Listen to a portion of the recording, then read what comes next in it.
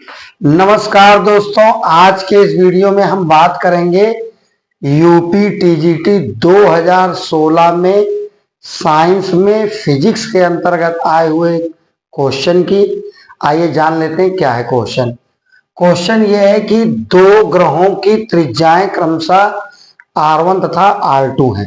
मतलब हमारे पास दो प्लेनेट हैं, उन दोनों प्लेनेट्स की जो रेडियस है वो R1 R2 है और डेंसिटीज यानी कि घनत्व रो1 और रो2 है। किसकी? उन ग्रहों की। तो हमसे कह रहा है कि उन ग्रहों की सतहों पर जो एक्सेलरेशन ड्यू टू ग्रेविटी है यानी कि गुरुत्वीय त्वरण है, उनका अनुपात आपको बताना है। ठीक है, आइए थोड़ा सा हम आपको फिगर के माध्यम समझा देते हैं। फिगर का कॉन्सेप्ट ये है कि हमारे पास मान लीजिए एक प्लेनेट ये है और एक प्लेनेट ये है। ठीक है, इस प्लेनेट की जो रेडियस है वो R1 है और इस प्लेनेट की जो रेडियस है वो R2 है। इसकी जो डेंसिटी है वो है रो1, इसकी डेंसिटी जो है वो है रो2। हमने मान लिया इस प्लेनेट के सरफेस पर एक्सेलरेशन ड्यू टू ग्रेविटी जो है वो हमने मान लिया G1 है और इसके सरफेस पर acceleration due to gravity G2 है। तो हमको G1 और G2 का रेशियो निकालना है। इसके लिए हम लोग एक एज्यूमशन और मान लेते हैं। हम लोग ये मान लेते हैं कि इसका, इस प्लेनेट का, इस ग्रह का जो मास है यानी कि द्रव्यमान है वो m1 है और जो दूसरा वाला जो प्लेनेट है इसका मास हम लोग मान लेते हैं m2 है। ठीक है, इतनी जानकारी हम अपने पास मान ले रहे हैं।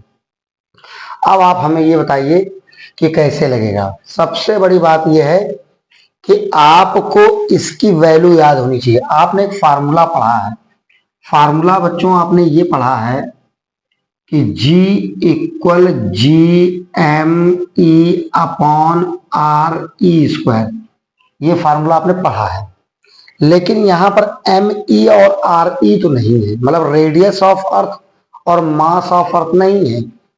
तो हम लोग यहां पर M और R कर ले रहे हैं। ठीक है, तो अगर हम इसके लिए फार्मूला लिखेंगे तो यहां हो जाएगा G1, यहां हो जाएगा M1, यहां हो जाएगा R1। G बराबर GME/RE² होता तो यहाँ R1² हो जाएगा। ठीक है, अच्छा हम लोग इसको इक्वेशन नंबर फर्स्ट मान ले रहे हैं। बिल्कुल सेम तरीके से यहां पर G2 के लिए लिखेंगे तो G2 इक्वल हो जाएगा GM2/R2²। इसको इक्वेशन नंबर सेकंड कर लेंगे। अब हम लोग क्या करेंगे, एक बार मैं कैमरा इधर चेक कर लेता हूँ। ठीक है, अभी तो है। अब हम लोग क्या कर रहे हैं कि G1 और G2 इसका रेशियो निकाल ले रहे हैं यहीं से।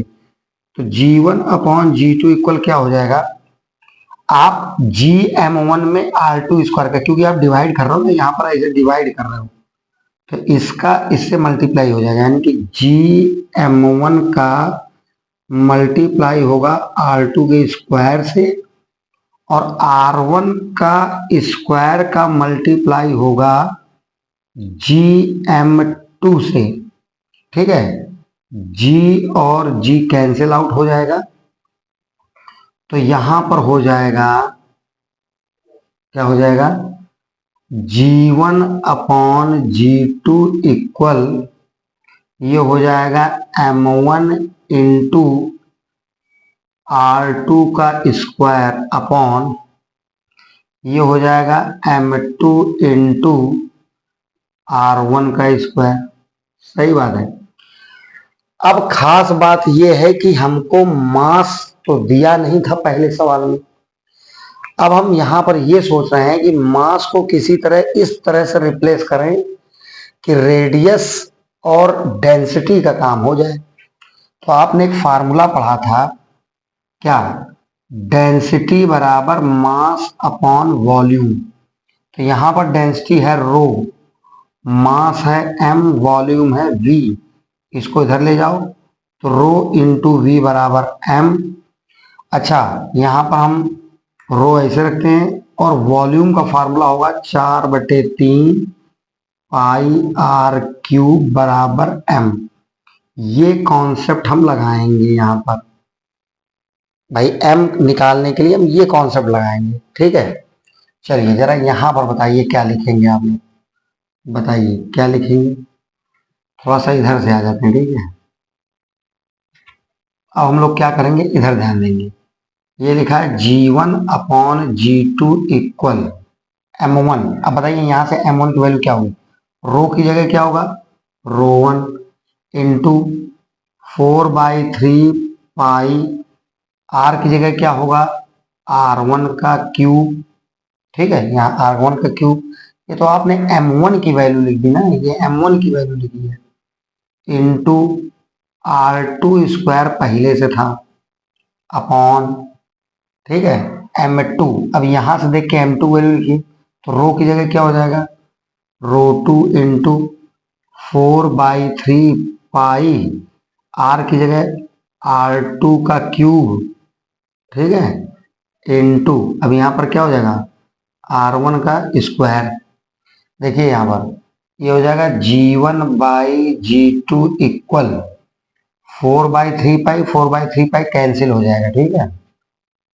क्या बचा, ये बचा रो1 इंटू R1 का क्यूब इंटू R2 का स्क्वायर अपॉन रो2 इंटू R2 का क्यूब इंटू R1 का स्क्वायर, ठीक है। तो ये हो जाएगा G1/G2 इक्वल, चलिए भाई शुरू करिए। यहाँ पर रो1/रो2 तो ऐसे रहेगा, ठीक है। यहाँ R1 की पावर 3 है, यहाँ R1 की पावर 2 है, तो यहां से एक ऊपर कैंसिल हो जाएगा, ये वाले से यहां से 2 कैंसिल हो जाएगा, तो ऊपर एक R1 बचा है, ठीक है, इंटू, अब देखिए ये वाले 2 पावर से यहाँ के 2 पावर चले जाएंगे, तो नीचे एक R2 बचेगा, हाँ या ना, और तो कुछ बचेगा नहीं। तो ये हो जाएगा रो1 R1 अपॉन रो2 R2। यही आपका एक्सेलरेशन ड्यू टू ग्रेविटी का रेशियो निकल आया। अब आपको देखना है ऑप्शन कौन सा सही है, रो1 R1, रो1 R1, रो2 R2, रो2 R2, ये ऑप्शन नंबर सेकंड सही है। इसको आप स्क्रीनशॉट ले लीजिए। तो दोस्तों उम्मीद करता हूं कि आपको ये क्वेश्चन समझ में आया होगा। मिलते हैं इसी तरह के एक और क्वेश्चन के साथ जो आया हुआ होगा टीजीटी में। तब तक के लिए ऑल द बेस्ट।